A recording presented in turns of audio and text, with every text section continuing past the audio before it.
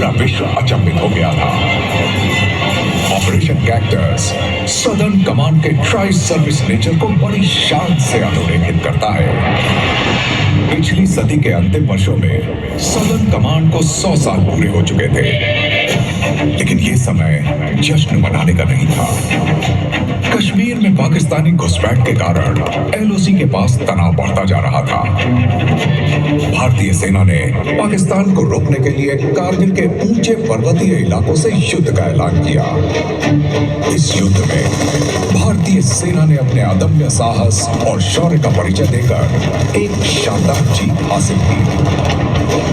किसी भी हालत में हमारे जवानों ने कारगिल में तिरंगे को डगमगाने नहीं दिया, लेकिन पाकिस्तान के लगभग 1000 से 1200 सैनिकों को मौत के घाट उतारते हुए 527 हिंदुस्तानी वीर शहीद हो गए।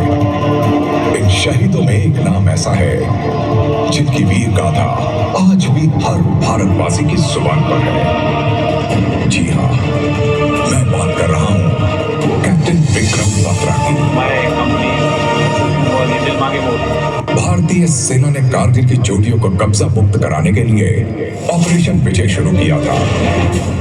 पॉइंट 4875 पीक को कब्जे में लेने की जिम्मेदारी कैप्टन बत्रा और उनके साथियों पर सौंपी गई थी। युद्ध के दौरान कैप्टन विक्रम बत्रा ने 5 दुश्मन सैनिकों को पॉइंट ब्लैंक रेंज में मार गिराया। इस दौरान वे दुश्मन स्नाइपर के निशाने पर आ गए और गंभीर रूप से जख्मी हो गए। इसके बाद भी वे रेंगते हुए दुश्मनों को ग्रेनेड फेंककर निशाना देते रहे। कैप्टन बत्रा और उनके बहादुर साथियों ने एक असंभव मिशन को संभव कर दिखाया। उनकी बहादुरी के लिए भारत सरकार ने मरणोपरांत कैप्टन विक्रम बत्रा को हाईएस्ट गैलेंट्री अवार्ड परमवीर चक्र से सम्मानित किया। कारगिल की भूमि पर करीब 2 महीने तक चले इस युद्ध का अंत 26 जुलाई 1999 को हुआ।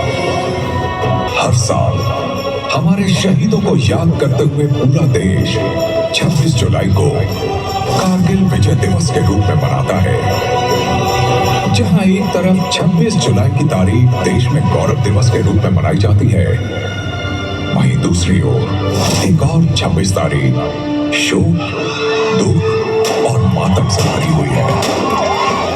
ये खौफनाक दिन है 26 नवंबर 2008। मुंबई, भारत की आर्थिक राजधानी, सपनों की माया नगरी। ये कभी न रुकने वाला शहर 26 नवंबर की उस रात पूरी तरह से थम गया था। एक तरफ बेरहमी से आतंकवादी गोलियां चला रहे थे और दूसरी तरफ बेकसूर जाने जा रहे थे। सभी जगह मौत का तांडव चल रहा था। यदा यदा हि धर्मस्य ग्लानिर्भवति भारत अभ्युत्थानम् धर्मस्य तदात्मानं सृजाम्यहम्। आतंकवादियों का सामना करने के लिए मुंबई पुलिस और भारतीय सेना ने ऑपरेशन ब्लैक टोर्नेडो लॉन्च किया। इस दौरान ताजमहल पैलेस होटल आतंकवादियों के खिलाफ युद्ध का मैदान बन गया था। भीषण नरसंहार के बीच मार्कोस और एनएसजी कमांडोज ने बाजी अपने हाथ में ले ली। निर्दोष लोगों की जान बचाने के लिए गोलियों और ग्रेनेड की बौछार के बीच कमांडोज ने ताज होटल में प्रवेश किया। हर कठिनाई को पार कर उन्होंने लोगों को रिहा करा दिया। एनएसजी की इस टीम का नेतृत्व कर रहे थे मेजर संदीप उन्नीकृष्णन। अपने साथियों को बचाने के लिए मेजर संदीप ने अपनी जान की बाजी लगा दी। उनका ये बलिदान उनके साथियों ने व्यर्थ नहीं जाने दिया। एनएसजी के कमांडोज ने लश्कर तैयबा के 9 आतंकवादियों को मौत के घाट उतार दिया। इंडियन आर्मी ने 2016 के पूरी सर्जिकल स्ट्राइक और 2019 के बालाकोट एयर स्ट्राइक द्वारा ये साबित कर दिया absolute and total intolerance to terrorism की भूमिका पर भारत डट कर खड़ा है। लेकिन जब शांति को चुनौती दी जाती है तो इतिहास एक बार फिर साहस की परीक्षा देता है। महादेव की धरती पर 22 अप्रैल 2025 जम्मू कश्मीर के पहलगाम में एक बड़ा आतंकी हमला हुआ। 26 निर्दोष भारतीय नागरिक मारे गए और इस कुकर्म का जिम्मेदार था पाकिस्तान। देश स्तब्ध था, लेकिन भारत ने जवाब देने की ठान ली। इस बार आखिरी बार भारत ने शुरू किया ऑपरेशन सिंदूर, एक सटीक और योजनाबद्ध जवाब। आतंकी ठिकानों और कई महत्वपूर्ण क्षेत्रों को नष्ट कर दिया। लक्ष्य एक ही था, आतंक को जड़ से मिटाना।